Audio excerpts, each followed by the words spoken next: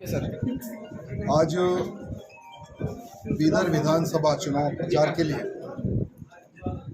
जो हमारे भारतीय जनता पार्टी के कैंडिडेट ईश्वर सिंह ठाकुर जी के प्रचार के लिए मैं तेलंगाना से आया हूं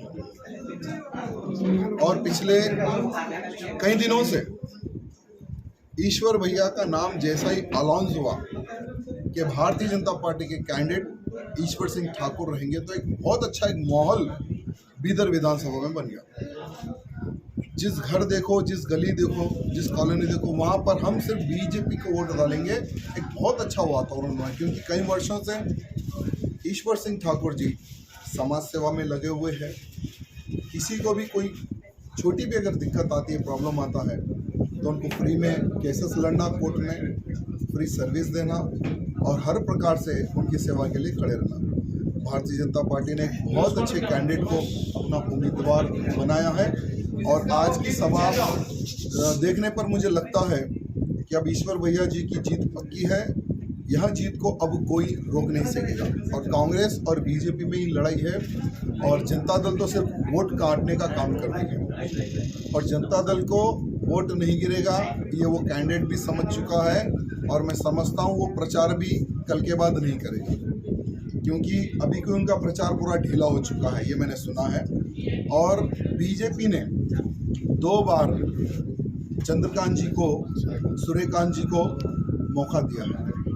2 बार आप नहीं जीत सके, आप निकम्मे हैं, ये भारतीय जनता पार्टी ने आपको आइडेंटिफाई किया।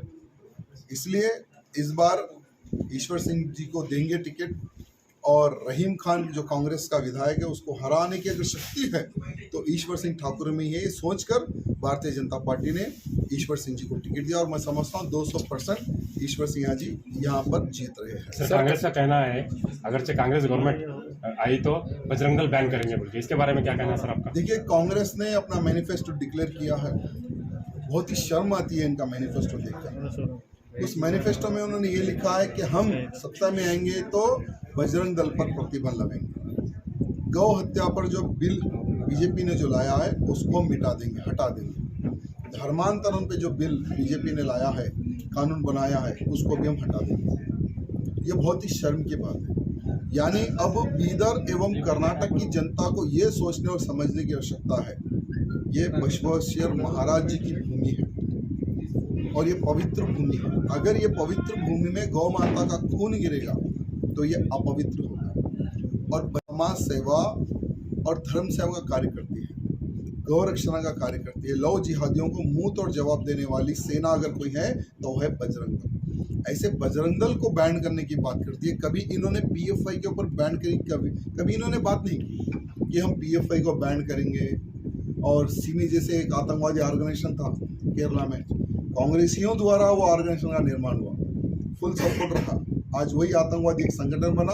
जब वो आतंकवादी संगठन के ऊपर बैन लगाया गया, वही पीएफआई का रूप लिया। कभी पीएफआई के ऊपर इन्होंने प्रतिबंध की बात नहीं की। आज बजरंग दल के ऊपर इन्होंने बात करी, ये शर्म की बात है। सर, बीदर के कुछ लोग ये कह रहे हैं कि बीदर में जो है गंगा जहनी तहजीब है, यहाँ पर सब लोग हिंदू मुसलमान मिलकर रहते हैं, लेकिन राजा सिंह जी के आने से यहाँ का माहौल ख़राब हो रहा है, ऐसा कुछ लोग कह रहे हैं सर। तो उनको क्या जवाब देना चाहिए? देखिए, आज की मेरी आधे घंटे की स्पीच आप देख सकते हैं।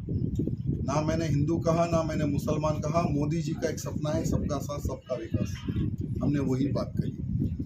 ट्रिपल तलाक पर बिल लाने वाली भारतीय जनता पार्टी, कांग्रेस कईयों वर्षों से कर्नाटक में राज करी, उन्होंने विचार तक नहीं किया। देश पे राज करी, कभी इन्होंने विचार नहीं किया कि हाँ, जो मुस्लिम्स महिलाओं के साथ जो अन्याय हो रहा है, ट्रिपल तलाक के नाम पर उनके साथ बलात्कार हो रहा है, हलाला हो रहा है, उनकी इज्जत बचाए, उनकी रक्षा करे, कभी कांग्रेसियों ने नहीं सोचा।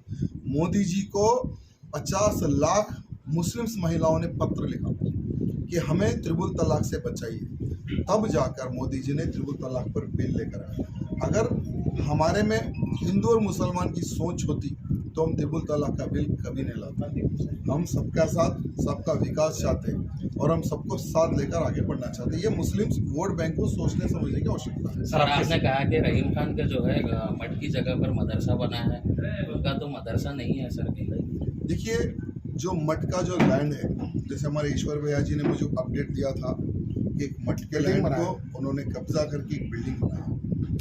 उस बिल्डिंग की जो जगह है वो मठ की जगह है। हम जीतेंगे, उसके पूरे डॉक्यूमेंट्स पेश करेंगे, जीतो या ना जीतो, लेकिन उसके ऊपर तो हमें केस लड़ना ही है। लीगली उसको हम हटा के रहेंगे।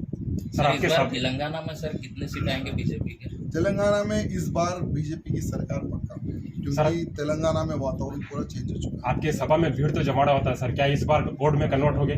200%, क्योंकि जहाँ जहाँ मेरी सभा हुई वहाँ का बीजेपी का जो वोट बैंक है वो डबल हुआ। अब यहाँ कितना बढ़ेगा ये 13 तारीख के दिन जो काउंटिंग रहेगी उसमें पता चलेगा। सर ईश्वर सिंह ठाकुर जी से आपके ताल्लुकात कब से हैं सर? देखिए, जब मैं राजनीति में भी